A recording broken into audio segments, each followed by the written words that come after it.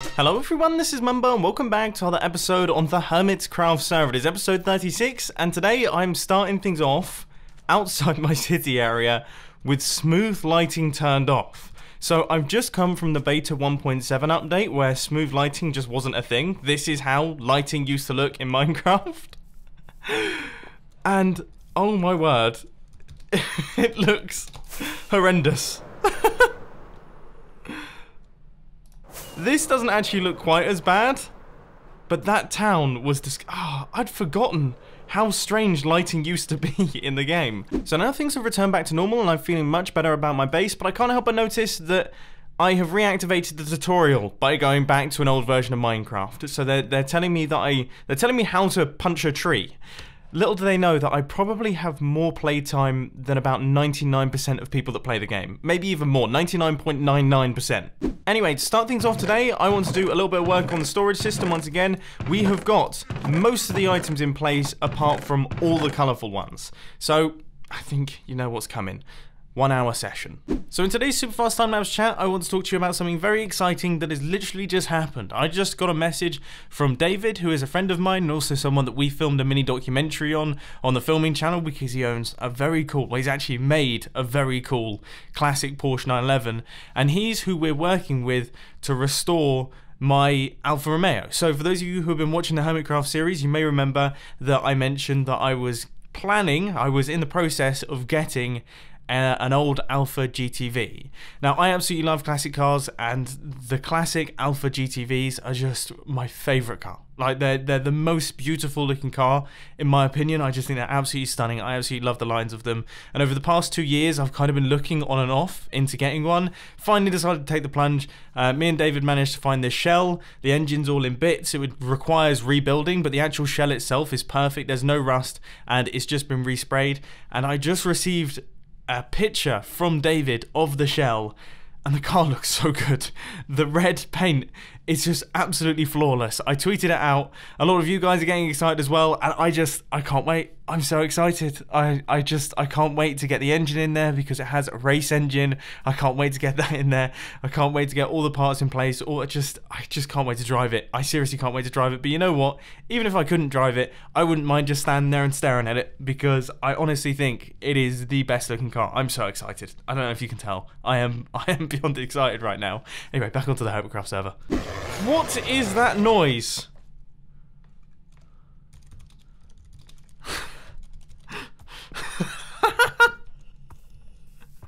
He's making so much noise. Oh my word.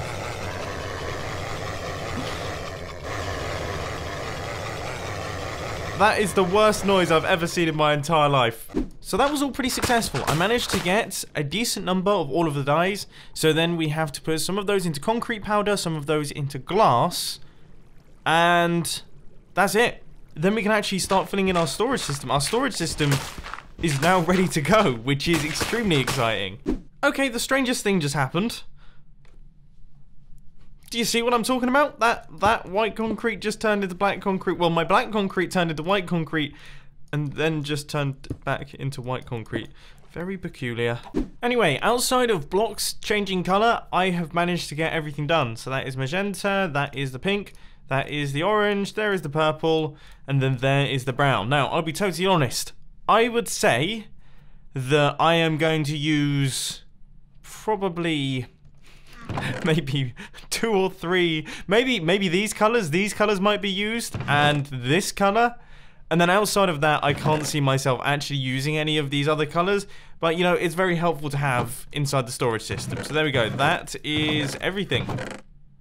It's all done. Every spot has been filled. So now, I guess, we have to go up to the storage system itself and actually start placing in all of the items.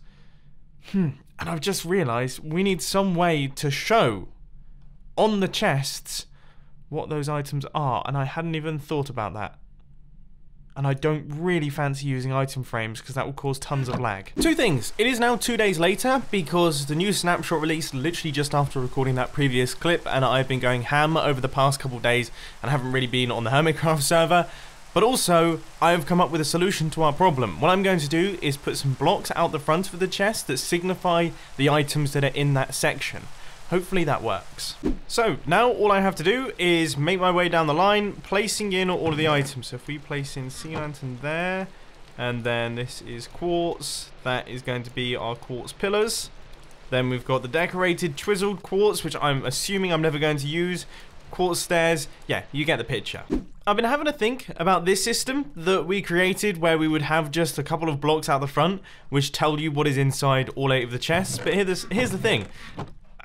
It doesn't really work. Like, we've got quartz, we've got everything in there. It's quite difficult to represent where the items are. And then, of course, you'd be searching for the items through these chests because you don't know the location of them. So I've decided to go against that idea, and we're just going to have the block placed in front of each one of these chests. Now, where we can't do it, I don't really know what to do. So this one is tripwire hooks, this one is string. I suppose we could place the string, but it doesn't really mean anything. And then this one is daylight sensors. Now, we don't actually have another daylight sensor, but it's difficult to represent these blocks. I suppose we could use item frames here. Now, one of the items that I don't really want to place a placeholder for is TNT. I feel like having just a TNT block sitting there is probably asking for a disaster. So I think I'm going to try and find a block to swap it out with. I kind of understand magma. That seems like a connection to me.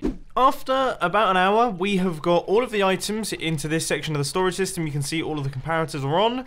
And we have all of the placeholders placed out in front. Now this actually, yeah, it's a bit of like a laborious task. It's not the most exciting thing in the world, but it is working quite nicely. And you can see that we have got a few examples of placeholders here. So for example, emeralds and emerald blocks, that's just lime green. I really don't know what to do with this area because all of these are items. So I might have to use item frames in this section just because there's no way for me to represent the items. I mean, this is melon, this is, I think, pumpkin, and then we've got the wheat, and that's potato, because that looks like mashed potato, this is carrots, and this is rhubarb. That sort of works, but there's no way for me to represent, like, a firework. I just can't think of how I'd do it. I'm such an idiot. I've just used up all of my spruce and all of my regular wood to craft a sign, so now I don't actually have those. And I think, yeah. I mean, we have... Okay, so I've got the spruce, but I don't have the regular wood. After another hour of working, this section is now done as well. So this is the second one. We have a handful of placeholders here. For example, these represent corals. We've got all of the different types of kelp. I think these represent the different types of glowstone. I could use glowstone, but I didn't actually have any, so I'll probably swap that out at some point. But then again, it's in the nether section. So I kind of know. It's just one of those things, you just know. Like, for example, this is in the end section. That is clearly an ender pearl. So, ender pearl's in there. But other than that, this didn't actually require too many placeholders because most of it is fairly literal. So we've got all the different wood types. We've got all the different slab types, all the different stair types. We've got torches, those are sticks, signs, chests. We've got all the different types of funny rock. Yeah, it's all looking good. It's all looking good. And I'm actually wondering how it looks in terms of when we're flying over. Has it ruined the style of the base? Because obviously we don't really have too many crazy blocks in here. And you know what? I mean, it definitely made a difference. I'm going to actually chill out on this platform if I can just about make it. Okay, so it's made a difference. It's maybe not quite as elegant as it was before. But no, I wouldn't say it's ruined things. Now answer me this. How on earth do I represent each one of the different types of dye? Maybe item frames, but we haven't used any item frames yet, so I feel like it would be silly for me to do it now.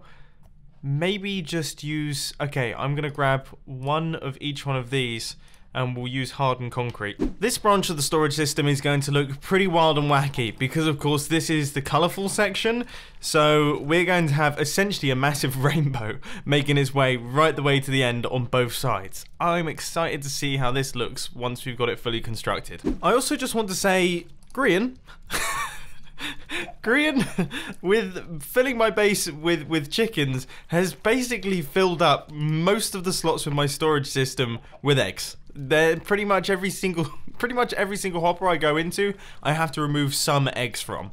Yep, I think this is going to look pretty bright, and I'm interested to see how this looks when we fly around because I don't know if it's actually going to fit in with the vibe that we have going on in the base. So here we go. Finally, after many hours of doing this, I'm reaching the point where we are finished. We've got the purple, that goes in there, and then finally we have got the brown. The glass pane that I'm almost certain I am never going to use. Never. And this is what the place looks like. It looks pretty wild, and I think, what was that noise? Was that a trident? Was that...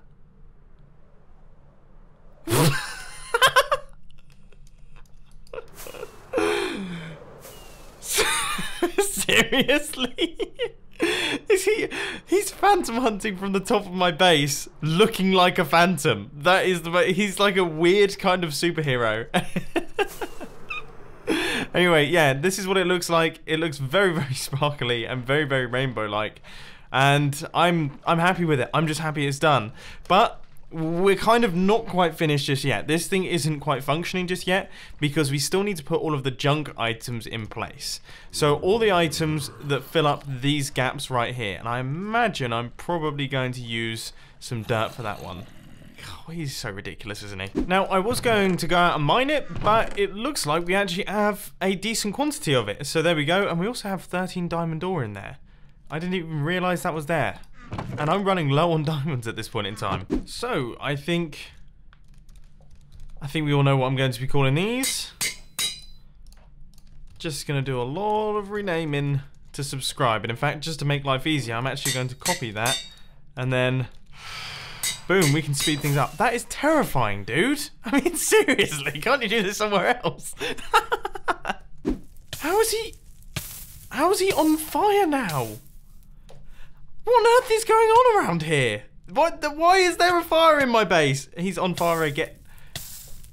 I start to worry about Green at times, you know that? He's actually just burned to death.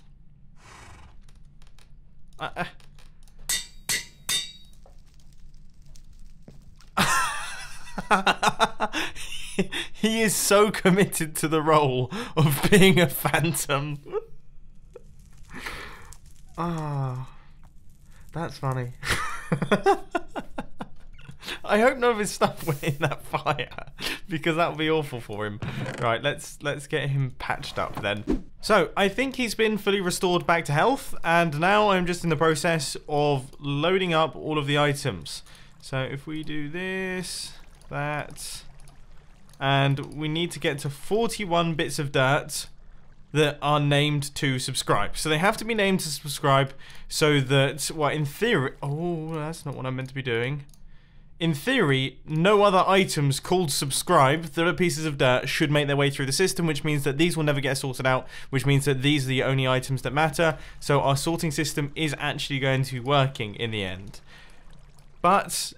I mean, this is not exciting in the slightest, is it? I mean, none of the things that I've done in this Hermitcraft episode have been particularly thrilling. I do apologise for that. The other thing is, this is going to use a lot of dirt and a lot of anvils. Because... and a lot of levels, for that matter. Because I used up a full anvil. So that's one full anvil, and it's got me to this chest right here. So obviously we've got another half to go. So let's say we use maybe 3 anvils per net, so that's 9 anvils in total. That's obviously going to be 1 hecton of levels, but also, hadn't even thought about it, a lot of dirt. Many stacks of dirt.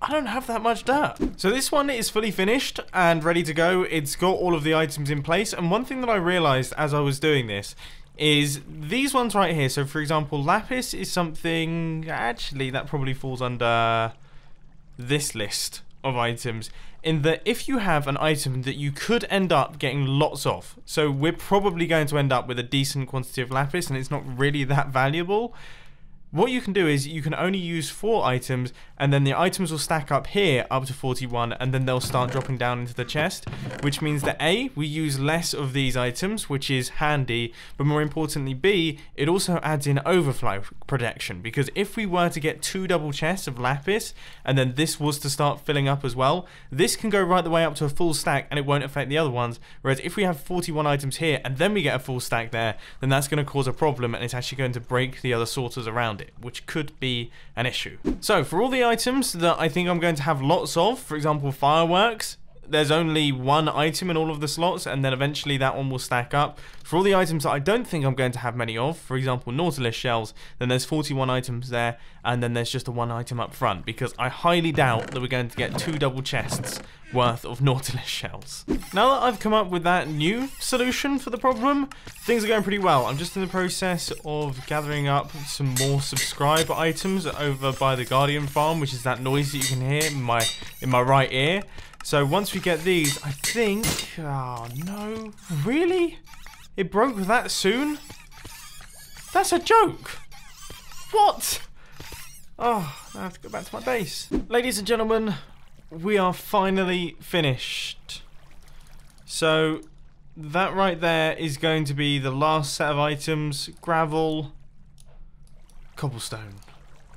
Actually, that is normal cobblestone. That would have actually broken the system. Subscribe. That's what we needed. So, to those of you who said down in the comment section, yes, you are right. I don't actually need this to be a sorter, so I think I'm just going to crudely break this, because these are actually set up for miscellaneous items.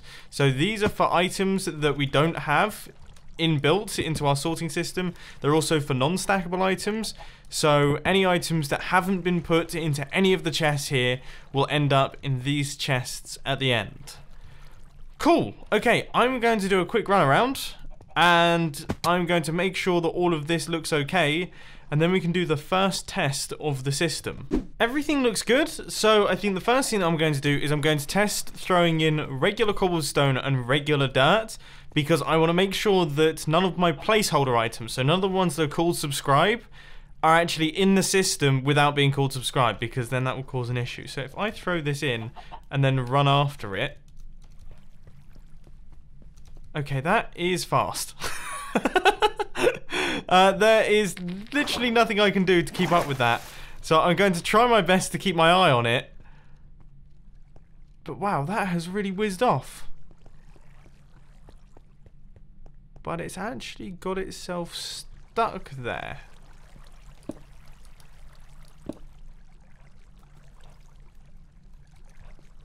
Okay, I think we're alright, but I think that just dropped in. Nope, it's still going. And now both of them are on the move. Jeez, how quick is this thing? Oh, but it keeps getting stuck. Now, is that because there are actually 2 water source blocks there? I'm assuming, yeah, there's just 2 water source blocks. Alright, now we have 3 cobblestone traveling around the system. This is interesting. Now, if all goes well...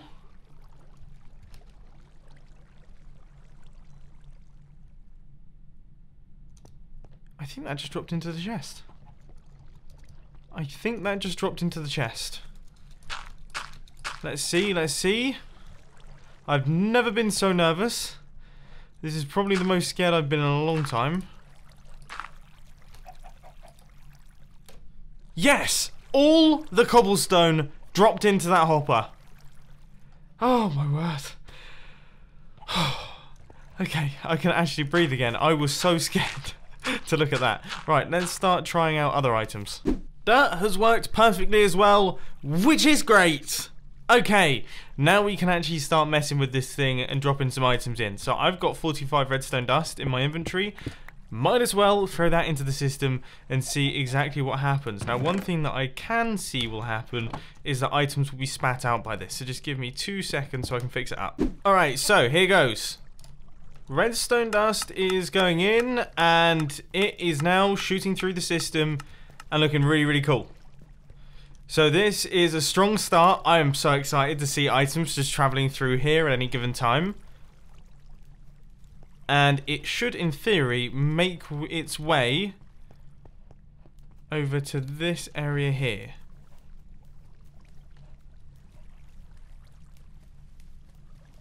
And so far, not a single item has been missed, because that's something that I was worried about. I was worried that some of the items would skip past the hopper, but it doesn't look like that's going to be a cause for concern. And that's not by design, but the interval of the items seems to be the right amount. So we had 1 redstone dust in the hopper. We've got 41 there, and we've got 4 there, so 45. And then I guess 1 One is probably stuck underneath. If we threw in 45... Yes, okay, yeah, there's one piece of redstone stuck down at the bottom. Got scared then, I'll be totally honest. But yes, so there is the 45. So there is our 5, and then there is our 40. This system works, ladies and gentlemen. This system actually works. Yes! Yes, yes, yes, yes. So we have it, ladies and gents. This thing is now done. The sorting system has been completed. I have to say, I mean, I was only planning on doing... I thought this would be a much faster process than it actually was. Okay, I'll be totally honest. I kind of budgeted 3 hours to do this, all of this. So put all the items in, get everything finished, get all of the placeholders in place. The reality is it has taken way, way longer than that. Far longer than that. And that's partly my own fault as well, just because, you know, my organization was so poor. I should have got 2 of every single item so I could get the placeholders, because I ended up having to just recollect a bunch of the items that we'd spent the past couple weeks collecting. So yeah, it's been an interesting, very long Minecraft day, but it has been a lot of fun, and sometimes you need to do this sort of stuff. And I'm just so happy that this is finished, and having this sorting system and having all of my items sorted is going to help out so much in future episodes. So we're going to be able to actually find our items, and I can't wait. But anyway, I really do hope that you enjoyed this video. If you did, please roll to that like button. If you really loved it, then make sure to subscribe. But thanks for watching, guys. This has been Mumbo, and I'm out. I'll see you later.